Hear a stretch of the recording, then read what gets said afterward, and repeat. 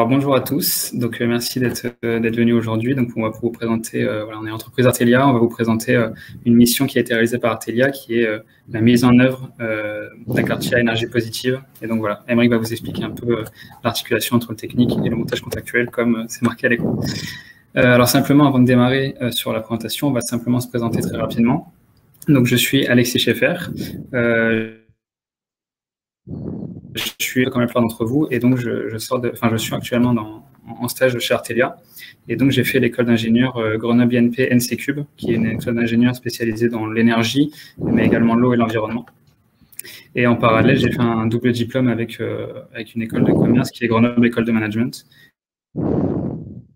Et voilà. Et donc chez Artelia, je suis au stage chez Artelia donc avec Aymeric Lefort, tout simplement sur un groupe de travail qui vise à réfléchir savoir comment positionner Artelia sur différents secteurs de l'énergie, des marchés de l'énergie qui sont prometteurs pour l'avenir. Voilà, je te laisse la main pour te présenter, Aymeric. Donc, Aymeric Lefort, moi je suis aujourd'hui directeur chez Artelia, j'ai rejoint l'ingénierie il y a maintenant 2 ans et demi. Qu'est-ce que je fais? Je dirige des équipes qui font de la génération électrique renouvelable ou de la production électrique renouvelable sur l'ensemble. Je veux dire, on couvre toutes les énergies renouvelables à part l'éolien, pour faire simple, et encore même sur l'éolien, on est capable de faire un certain nombre de choses. Aujourd'hui, le sujet qui nous intéresse, c'est les sujets liés à la transition énergétique et à la question de la décarbonation des territoires et en particulier de l'aménagement. Donc dans mes équipes, j'ai une petite dizaine de personnes qui font ça, sachant que moi, j'ai l'expérience dans ma vie précédente d'avoir été pendant 7 ans le directeur de la transition énergétique à la métropole de Lyon. Donc j'ai mis en place au début des années 2010 la mise en œuvre opérationnelle des politiques climat-énergie.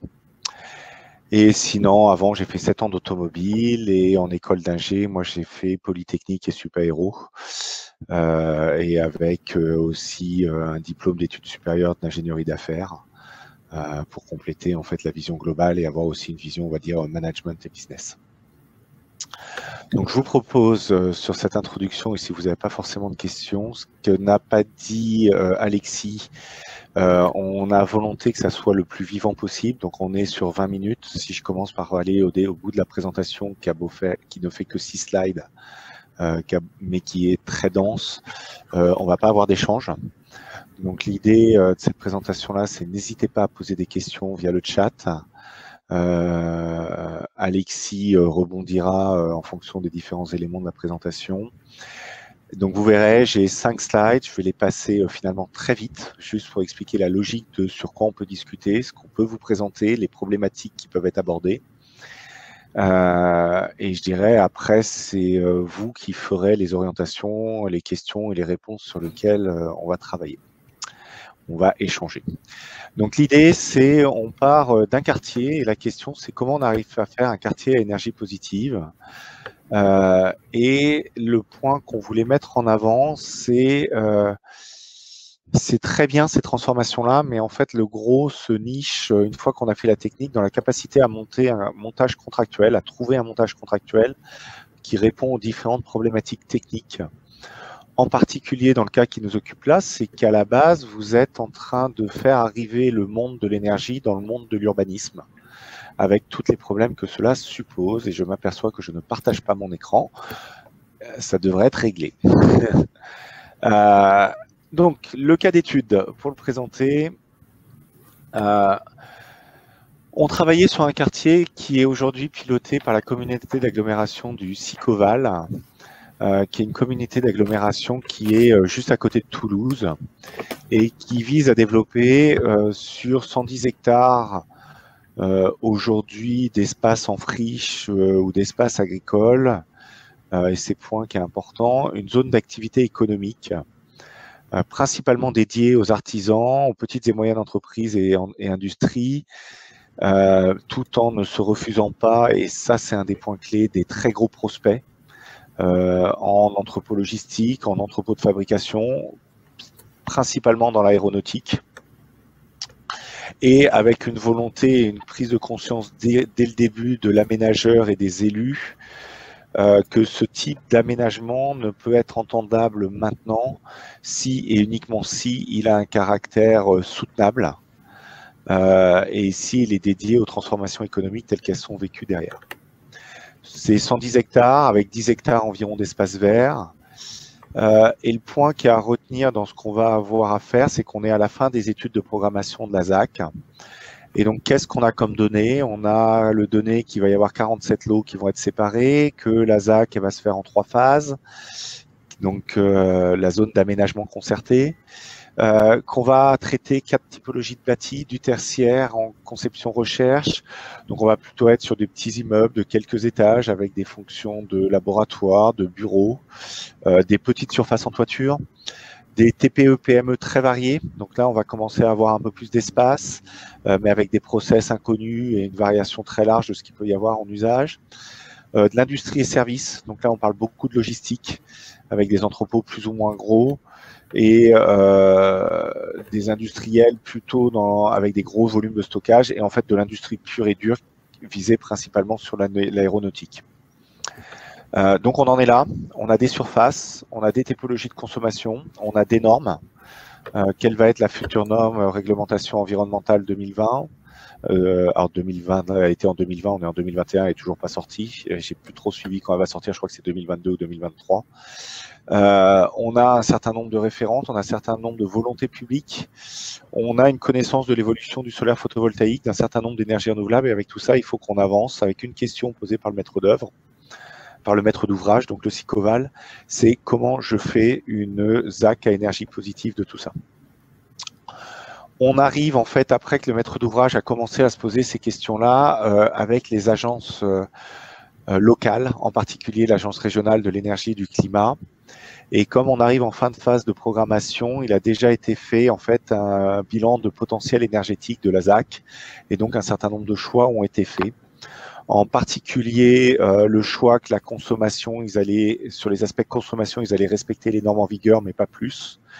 Et le deuxième choix, c'est que les énergies renouvelables, on parlait en fait de chaleur et de froid renouvelables et de photovoltaïque. À ce moment-là, on nous demande de consolider le bilan énergétique et en particulier de faire des études en termes de risques et d'incertitudes. Et le point le plus dur, ce qui nous était posé, c'est très bien ces études, mais de préfaisabilité, d'opportunité, on va dire. Mais comment je fais pour mettre ça en œuvre avec le développement de ma ZAC? C'est la question qui était posée et où il fallait réfléchir 2 axes, les montages contractuels de la ZAC et des contraintes techniques, en particulier du photovoltaïque, du marché du photovoltaïque, avec la réalité de ce que ça veut dire que développer techniquement une ZAC, avec à la fois le traitement d'abord des espaces publics en premier, le tirage des réseaux, les questions de raccordement avec Enedis, quand on parle d'énergie, et toutes les incertitudes qu'il y a sur le devenir des lots. Et derrière ça, d'arriver à visualiser économiquement et financièrement comment ça fonctionnerait. Alors, Aymeric, je t'interromps juste 2 secondes. On a déjà une petite question dans le chat de Adrien. Il te demande si tu peux donner des précisions sur les changements économiques qu'engendre un projet comme celui-ci. Changement économique. Est-ce que vous pouvez préciser votre question, Adrien? Parce que là, j'ai une question, j'ai une difficulté à comprendre la question. Si on regarde du point de vue du territoire, le changement économique majeur, c'est réamener de l'activité et développer l'activité. Il y a une compétition entre les territoires sur ce développement d'activité. La difficulté aujourd'hui, c'est que l'acceptabilité de ces grands projets de zones d'aménagement concerté est de moins en moins acceptée, il y a un certain nombre de projets qui sont complètement refusés par les populations, qu'elles soient locales ou d'ailleurs non locales. Et donc, dans les changements générés sur le territoire, c'est des consommations supplémentaires, des flux de personnes supplémentaires, de l'affectation d'espaces différenciés. J'espère avoir répondu à votre question, c'est comme ça que je le sens. Aujourd'hui, on n'est pas sur des projets d'activité. Ce zone-là ne modifie pas le modèle économique dominant. Si on veut parler en termes de sustainabilité, sustainable, le terme français c'est soutenabilité. Aujourd'hui, on est dans des projets qui s'inscrivent dans les modalités de développement très classiques. Je continue. Donc, de la ZAC énergie positive à la théorie, comment on a travaillé?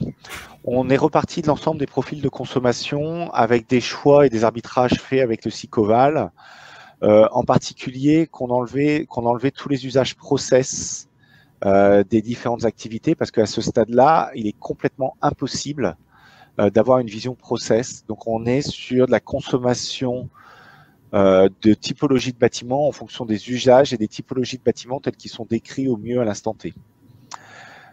Derrière, il s'agit d'identifier ce que c'est qu'une ZAC énergie positive. Donc, il faut voir les potentiels au pas horaire. Donc, une reconstruction de courbe de charge sur des journées type, sur 16 journées type à l'année, que vous voyez à côté et recaler en fonction des différents mois et des différentes périodes pour avoir une idée du bilan de consommation et comment il allait fonctionner. Vous comparez ça à la consommation et aux courbes de profil de consommation que vous avez reconstruit, ce qui vous permet, dans le dialogue politique avec le maître d'ouvrage, de définir après optimisation quelles sont ces stratégies d'une ZAC énergie positive. Et on est parti d'un constat du maître d'ouvrage qui, pour lui, une ZAC à énergie positive, c'était une ZAC qui autoconsommait sa production. Et là, vous pouvez avoir un écart assez fort parce que l'autoconsommation de production, c'est le point que vous avez en bas à gauche. Finalement, c'est loin de couvrir toute la consommation de la ZAC, en particulier parce que quand vous êtes que sur du PV ou de la géothermie, vous êtes effectivement sur une problématique où vous ne produisez pas en permanence, surtout que la géothermie, ça réduit le problème à une seule variable qui est la production électrique renouvelable. Vous avez après 3 autres points avec différentes configurations de gestion de la consommation, entre des autoconsommations collectives envisagées à l'échelle de la ZAC et réinjection sur le réseau d'un surplus, avec la gestion de batterie pour gérer le surplus et arriver à gérer l'ensemble de la ZAC, ou dans une posture avec vente du total, qui à chaque fois vous modifie un petit peu votre puissance crête maximale à installer et votre consommation sommet annuelle, liée aux différents pas de pilotage et de gestion des décalages de production et de consommation et d'intermittence, qui fait que vous n'avez pas tout à fait les mêmes résultats quand vous êtes en optimisation technico-économique. Et une fois que vous avez fait ça, il faut arriver à expliquer ça à un politique de façon simple et faire des stress tests. Et c'est là où les visualisations type diagramme de Sankey ont une forte valeur ajoutée. Et le choix qui a été fait, c'est le point que vous avez en jaune, parce que la ZAC voulait et a avant tout un objectif de développement de l'activité. La ZAC+, c'est le bonus sur le développement d'activité, ce n'est pas encore une finalité par elle-même. Et dans ce cas-là, il fallait limiter les contraintes sur les différents porteurs et acheteurs de lots et les différents promoteurs et porteurs de projets. Donc, on arrive à une situation où le choix final est de dire on va produire à peu près 15,4 MW crête de photovoltaïque. Sur ces 15,4 MW crête, il y a 8,6 gigawattheures qui vont être réinjectés sur le réseau, directement consommés pour de l'électricité, 11,9 qui vont être injectés sur le réseau. Et avec ça, on équilibre les 21 et quelques gigawattheures consommés annuellement. Pour se donner une idée, comme je vous le disais, le fait qu'on parle sur de la géothermie et pas d'autres sources de chaleur renouvelables, puisque le SICOVAL ne voulait pas s'embêter, et ça c'est un choix politique avec un réseau supplémentaire et en particulier un réseau de chaleur, le choix avait déjà été fait, et un réseau de froid. L'autre chose, c'est que ces réseaux de chaleur et de froid sont très mal adaptés à une activité commerciale. La problématique se réduit à produire de l'électricité renouvelable pour gérer le coefficient d'optimisation, le coefficient de performance, pour alimenter le coefficient de performance de la géothermie pour la chaleur et le froid. En pratique, on a une petite question simplement de Paul. Sur ce diagramme, est-ce que tu peux simplement redire en quelques mots à quoi sert un diagramme de Sankey, comment il se construit? Un diagramme de Sankey, il permet d'identifier par rapport à des besoins de consommation et des usages, donc quelle consommation vous avez fait, les énergies qui permettent de les alimenter. Là, on a un diagramme de Sankey relativement simple à 4 étages, où vous avez en fait la transformation électrique, les deux sources d'énergie électrique qui sont du photovoltaïque et du réseau, qui permettent d'alimenter les consommations électriques de la ZAC et la production de chaleur et de froid pour le chauffage et la climatisation au niveau de chacun des lots et de bâtiments. Vous ne l'avez pas en chaleur renouvelable. La chaleur renouvelable et le froid renouvelable, c'est finalement ce que vous avez avec le coefficient de performance que vous prélevez dans l'air. Vous prélevez de la chaleur à 15 degrés et vous la rejetez à 22 ou 24. Vous voyez que le gaz réseau, on n'y touche pas parce qu'il ne sera utilisé uniquement pour les process. Et aujourd'hui, il n'est même pas prévu de tirer le réseau de GRDF. Et comme aujourd'hui, la seule part qui devait être regardée dans le bilan de la ZAC sur demande du maître d'ouvrage, et on a eu une longue discussion, c'était il fallait que la production électrique locale puisse alimenter la mobilité électrique. On a fait aussi des prospectives sur la part de véhicules électriques liés à la mobilité locale. Est-ce que j'ai répondu à votre question? Je vous laisse répondre par un oui ou un smiley à la fin, ça me permet de suivre les réponses. Juste pour ton info, ça passe très vite, il va rester plus que 4 minutes. Voilà. Ouais, je me rends compte. Je passe. La ZAC en pratique, c'est de dire quoi? On a des urbanistes. Les urbanismes, ils ont différentes temporalités à gérer, 3 phases. La capacité d'obtenir la ZAC à énergie positive, elle n'est pas forcément équivalente à toutes les phases. On a une réalité, c'est qu'on a des contraintes techniques et financières en fonction des niveaux de tension de raccordement des différentes centrales. Les différentes centrales photovoltaïques, qui va être notre principal levier pour obtenir la ZAC+, varient de quelques kilowatts crête à plusieurs mégawatts crête en fonction de la typologie de l'eau et de projet. Et donc, derrière tout ça, vous avez des contraintes de sécurité, vous avez des contraintes de raccordement, vous avez des typologies différentes en fonction des prospects. Et l'idée, c'est comment vous montez un montage contractuel pour arriver à répondre à tout ça d'une façon un peu globale. Et donc, vous prenez toutes ces contraintes et vous arrivez à un chemin d'analyse. Là où on a varié et qu'on est passé plutôt en mode conseil qu'en mode ingénierie, c'est plutôt que de décaler une méthode déductive. On est plutôt passé dans une méthode inductive, c'est-à-dire qu'on a identifié l'ensemble du champ de contraintes. On a travaillé une solution qui permettait de répondre à ce champ de contraintes et on en a vérifié la robustesse sur la fin. Et donc, le chemin d'analyse, il s'est posé à la fois sur les potentiels PV lot par lot, qu'est-ce qu'on pouvait en faire, toute la question de la temporalité du développement, la question de quelles sont les contraintes de typologie de l'eau pour les centrales PV, évaluer la capacité à développer la centrale, quelle est la pertinence du développement, et enfin toutes les contraintes qui sont imposées par les différents marchés, qui sont les marchés de l'énergie ou les montages immobiliers. Donc au final, vous arrivez à un magnifique diagramme pour articuler urbanisme et énergie, où la question est posée, c'est comment avec les outils de l'urbanisme et le marché du photovoltaïque et de l'énergie tel qu'il est, j'arrive à faire une production, à mettre en place et à développer une production photovoltaïque locale entre 15 et 18 MW crête, avec 15,4 MW crête dans le cas de référence, tout en gardant les flexibilités qu'aujourd'hui vous ne connaissez pas les investisseurs et vous ne connaissez pas les exploitants de l'eau. Cette production, elle doit aussi être liée à un taux d'autoconsommation par l'ensemble des parties prenantes, mais pas individuellement, qui doit atteindre 40% à peu près pour tenir nos objectifs. Et comment donc les outils de l'urbanisme permettent de transférer et d'assurer que la ZAC va bien tenir son objectif au final. Alors le diagramme, il est très complexe. Ce qu'il faut retenir, c'est surtout qu'on passe par un outil de l'urbanisme fréquent qui s'appelle les associations foncières urbaines libres, qui permettent en fait d'organiser la propriété et les obligations entre propriétaires, entre tous les membres de l'association. Et en fait, on impose aux propriétaires et aux promoteurs d'être membres de l'association pour que lors de leur développement, ils prennent en compte les problématiques de développement de la ZAC à énergie positive et donc du développement de la production photovoltaïque sur la ZAC. Et après, vous avez différents cas de figure, 4, en fonction des différentes typologies de prospects. Les formats R&D, petites PME, plutôt centres tertiaires de recherche, sont très adaptés pour faire de l'autoconsommation collective. Donc, vous avez besoin de créer une personne morale organisatrice pour traiter ça. Vous avez des gens qui vont vouloir faire de l'autoconsommation individuelle quand ils vont pouvoir y être.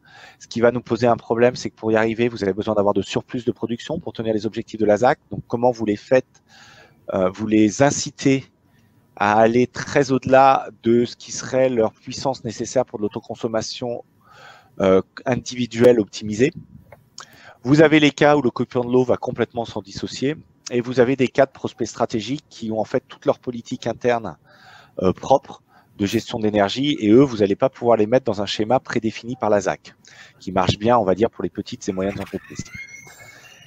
Et donc l'astuce, c'est lié à la compétitivité du photovoltaïque de passer par cet AFUL qui va désigner avec un contrat de prestation de service un opérateur ZAC Crivel qui n'aura pas une exclusivité commerciale parce que c'est interdit par la loi, c'est les contraintes juridiques, mais qui aura en fait un accès à l'information dédiée et à la typologie de prospect pour pouvoir créer une offre globale où en fait on va lui réduire l'ensemble de ses coûts de commercialisation pour avoir accès à chacun des prospects et des promoteurs. Et comme les promoteurs vont avoir une obligation d'installer du photovoltaïque en volume, c'est lui qui va être capable de développer et de gérer les incertitudes de développement sur la durée. Et c'est ce point-là qui est clé. Et après, vous gérez le taux d'autoconsommation par une offre de fourniture d'énergie locale, puisqu'en fait, il va s'engager sur la compétitivité des coûts et sur les différents montages financiers. L'AMI est en cours de préparation, l'appel à manifestation d'intérêt. Nous avons déjà identifié plusieurs opérateurs PV qui sont très intéressés par le montage, des gros comme des petits. Le dernier point a été à vérifier la robustesse économique. Donc tout ça a été de créer par grande catégorie de projets photovoltaïques et de consommation de bâtiments des ABAC de robustesse économique dans les différents cas, autoconsommation, vente de surproduction, en fonction des différents seuils qu'on arrivait, pour arriver à vérifier la réalité économique des développements envisagés. Et où, même chose, on refait du stress test pour identifier la robustesse technique. Et j'arrive à la bout de mes 20 minutes et on voit que c'est un exercice très difficile. Est-ce qu'il y a une ou deux questions ?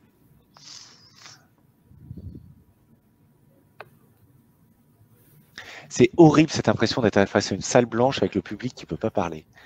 Après, on sait qu'il y a un décalage aussi sur le chat, donc c'est peut-être ça peut arriver dans quelques secondes. Ou alors, ça veut dire que tout a été super clair, et ça, dans ce cas-là, c'est génial.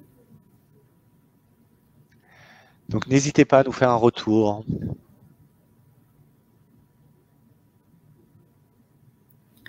De toute façon, je pense qu'on va arriver au bout du timing. En tout cas, merci beaucoup d'être venu. J'espère que ça vous a plu. J'espère qu'on a réussi à répondre aux deux questions qui ont été posées. Si tu as un petit mot à rajouter, Aymeric, je te laisse la main.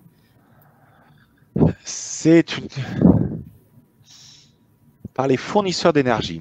Alors, un fournisseur d'énergie, il est nécessairement dans le marché actuel, je veux dire, il y a un libre choix du fournisseur.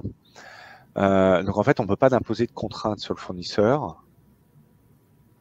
Si, on a bien reçu votre question, Adrien. Donc, il y a bien un libre choix du fournisseur. Donc, en fait, la seule chose qu'on peut faire, c'est une proposition d'offre. Après, cette proposition d'offre, quand vous êtes... vous avez le moyen au prix du PV d'avoir des offres très compétitives, surtout si vous réduisez les coûts de commercialisation et de gestion au niveau d'un territoire. Et c'est l'approche qu'on a retenue. C'est de se dire avec un opérateur qui sera dans la place, avec des prospects qui, par nature, pour venir s'installer sur cette zone d'activité commerciale, adhèrent au discours commercial du SICOVAL. Il y a une capacité d'assurer une offre compétitive de photovoltaïque sur la durée, puisque c'est déjà ce que vous avez dans le sud de la France, avec des coûts de production sur des bâtiments PV-ready qui sont tout à fait compétitifs par rapport à d'autres sources d'énergie.